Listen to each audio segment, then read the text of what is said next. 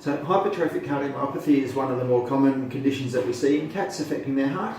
And basically what it is, it's a thickening of the heart muscle. So I guess I probably think of it almost like being a muscle-bound bodybuilder, where instead of having nice athletic sort of muscle formation where things work well, they flex well, the heart muscle becomes so thick that it becomes very inefficient with its contraction.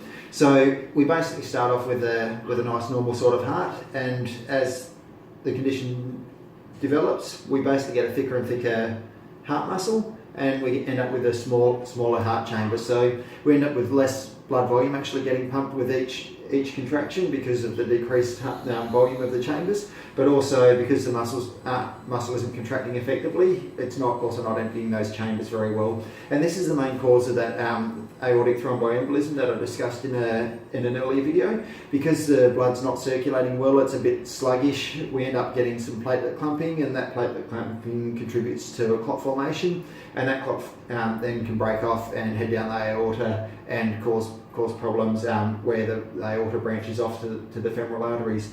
So we don't understand a lot about the cause of this. We think it's a genetic condition, and it tends to affect certain breeds such as the Maine Coon.